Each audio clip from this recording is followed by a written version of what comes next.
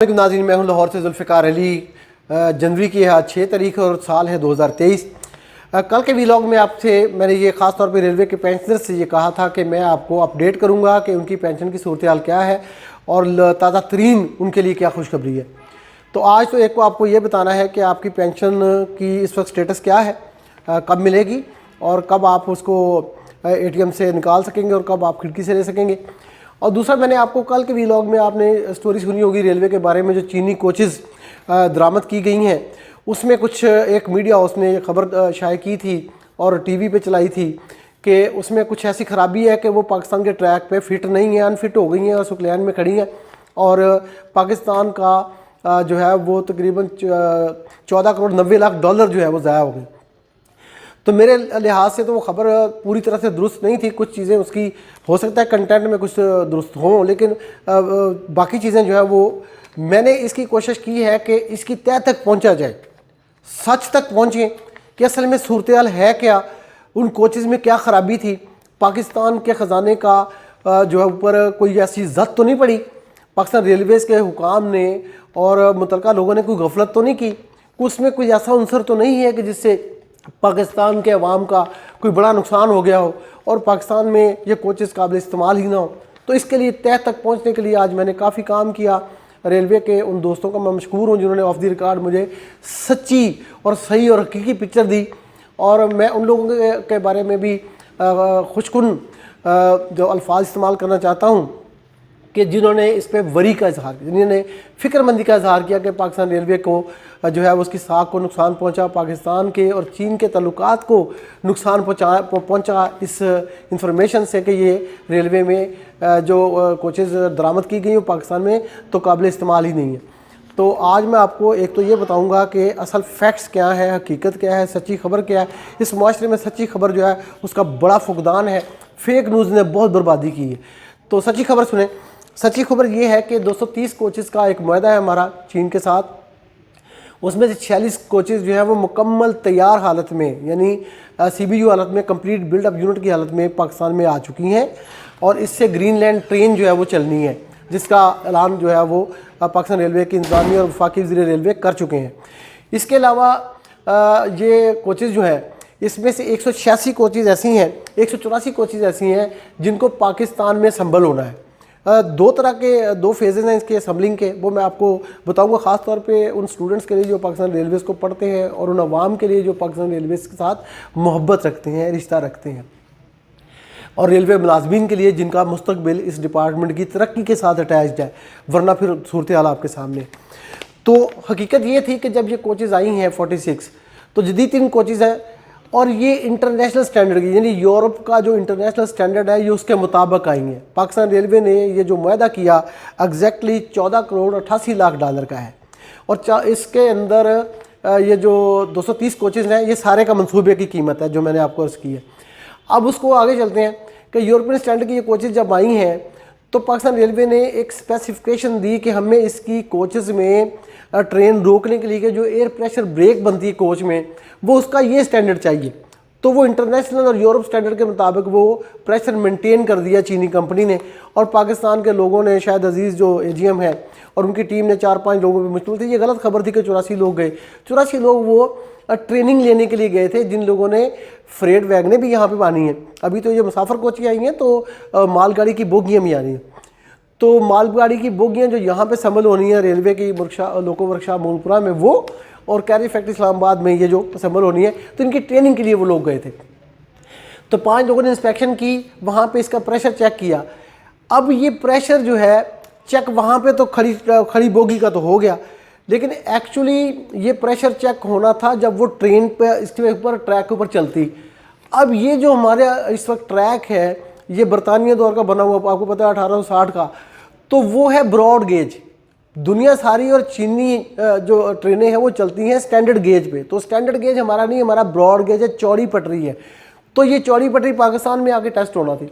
तो कराची से लेकर लाहौर तक जब ये टेस्ट हुआ तो उन्होंने ये देखा कि इसका प्रेशर जो हमने मांगा था वो तो स्पेसिफिकेशन के मुताबिक ही है, लेकिन पाकिस्तान के अपने मरूजी हालात और पाकिस्तान रेलवे का सिस्टम और पाकिस्तान रेलवे के जो मुलाजमीन हैं उनके अंदर एक ऐसा अंसर पाया जाता है जिसके लिए हमें इन कोचेज़ में ब्रेक सिस्टम का डबल सेफ्टी स्टैंडर्ड चाहिए।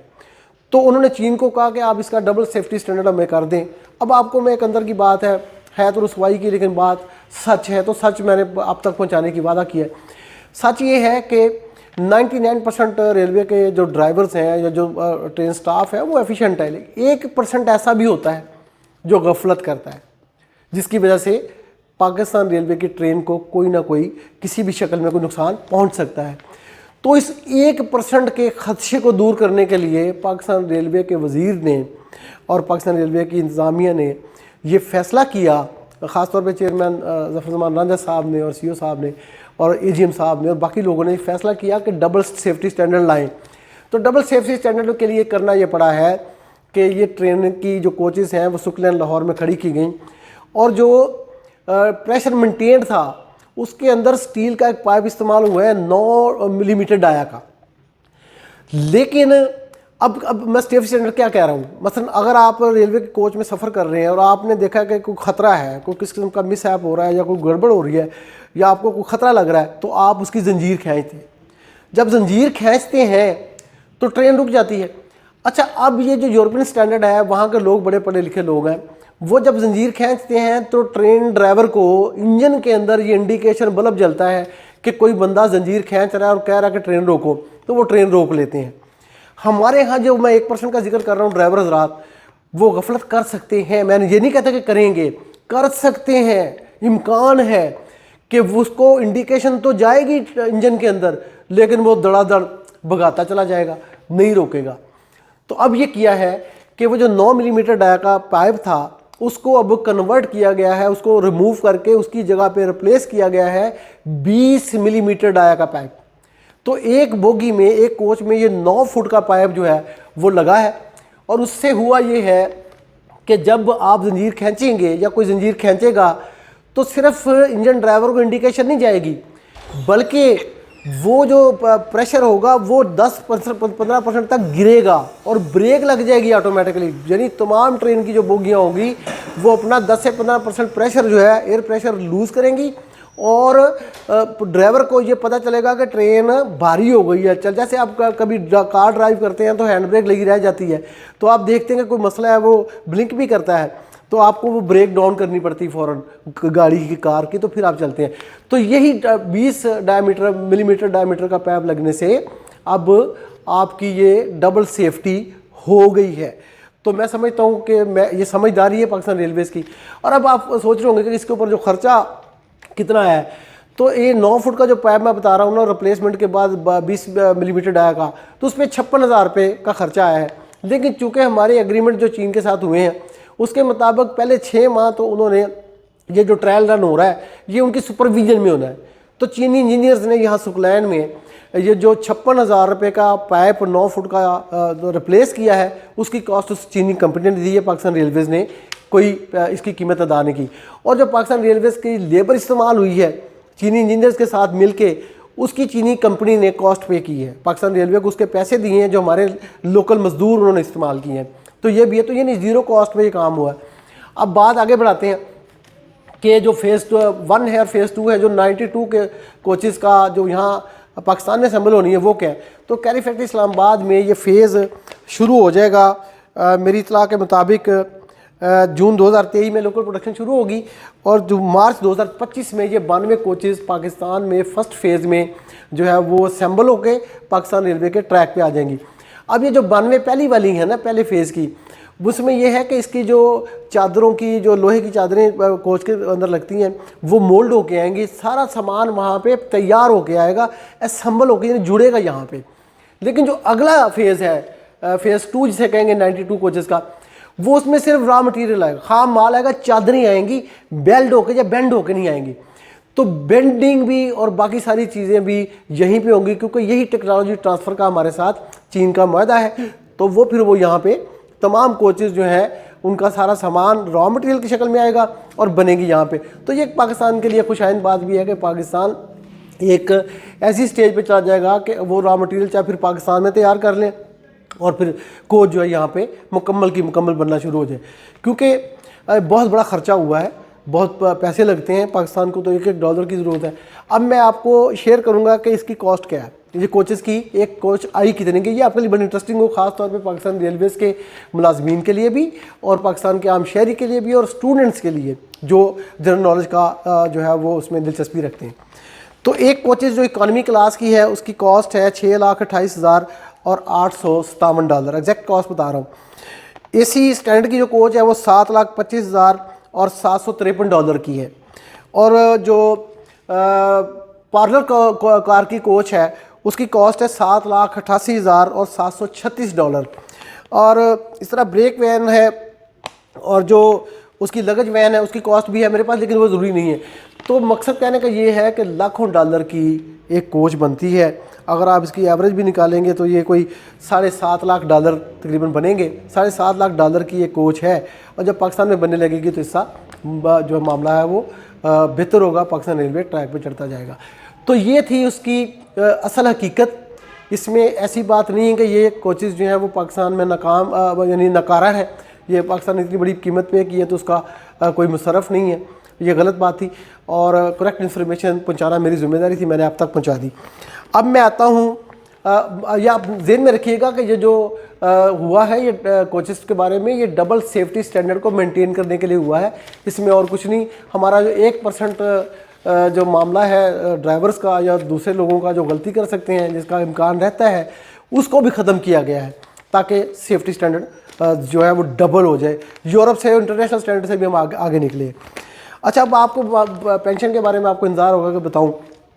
पेंशन की सूरत हाल ये है कि कल मैंने AGPR से पता नहीं किया था, आज सुबह किया था, तो उन्होंने कहा था कल ही हमने 3 अरब 30 करोड़ और 70 लाख रुपए के जो अथॉरिटी थी वो हमने इशू कर दी थी, वो स्टेट बैंक में जमा हो गई थी। और आज सुबह 9 बजे पाकिस्तान रेलवेज़ हेडक्वार्टर से जो चेक थे 27 बैंकों को जो हम देते हैं, तो फिर वहाँ पे वो भी आज 4 बजे तक सबमिट हो गए थे। सेम डे क्लियरेंस के चेक थे, एक चेक के साथ 700 रुपये की फ़ीस होती है, तो स्टेट बैंक उसको सेम डे क्लियरेंस में ले जाता है। अब ये है कि तरीका आपको समझा दूँ, वजारत ख़जाना से फ़ंड मिलते हैं, बजट में जो एलोकेट होते हैं वो आते हैं AGPR के पास। AGPR आपको अथॉरिटी इशू करता है, अथॉरिटी जो आती है स्टेट बैंक ऑफ पाकिस्तान की इस्लामाबाद ब्रांच में, और वहाँ से वो जाती है उन बैंकों में जहाँ से आपको पेंशन मिलती है, और बैंकों के अकाउंट से आप अपने बैंक अकाउंट में लेते हैं और अपने ATM को इस्तेमाल करते हैं या फिर खिड़की से पेंशन लेते हैं तो आप तक पहुँचती है।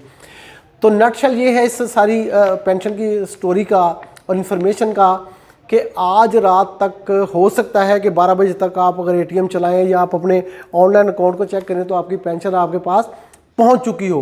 वरना यह है कि मेरी इतला के मुताबिक सेम डे क्लियरेंस के चेक थे, स्टेट बैंक ने ले लिए थे, तो कल हफ्ते को आपको पेंशन ATM से मिलनी चाहिए, आपको मिल जाएगी। और जो लोग रह जाएंगे उनको मैंने पहले भी कल के वीलॉग में कहा था कि मंगल को और पीर, यानी पीर और मंगल को ज़रूर मिल जाएगी। मंगल तक इंशाल्लाह तमाम बैंकों में पेंशन चली जानी चाहिए, चली जाएगी। और एक बात और आपसे अर्ज़ करनी है कि मेरे इस वीलॉग को पेंशन के साथ, रेलवे हुकाम के साथ और आम लोगों के साथ शेयर कीजिए कि सच है, सच्ची खबर आप तक पहुँचा रहे हैं, करेक्ट इन्फॉर्मेशन आपको दे रहे हैं, कोई एग्जैजरेशन नहीं है, कोई मिलावट नहीं है। और इस मेरे यूट्यूब चैनल को आप सब्सक्राइब कीजिए, अपने दोस्तों से शेयर कीजिए इस वीडियो को। और ख़ास तौर पे उस YouTube चैनल पे अगर किसी को पेंशन नहीं मिलती है तो ज़रूर कमेंट करें। मुझे बहुत सारे लोगों ने एक इन्फॉर्मेशन मुझसे मांगी है कि जो बकाया जात है, जो लोग रिटायर्ड हो गए हैं, उनके वाजबात जो हैं वो कब मिलेंगे, बेवा कोटा और PM पेन पे जो पैकेज है उसके पैसे कब मिलेंगे, और उनके जो वाजबात हैं वो उसका क्या होगा, उसके ऊपर मैं काम कर रहा हूँ। जैसे ही करेक्ट इन्फॉर्मेशन मेरे पास आएगी, एग्जैक्ट पिक्चर आएगी, तो आप तक ज़रूर पहुँचाऊँगा। मेरे लिए दुआ कीजिए, चैनल को सब्सक्राइब कीजिए और वीडियो को शेयर कीजिए। आपका बहुत शुक्रिया।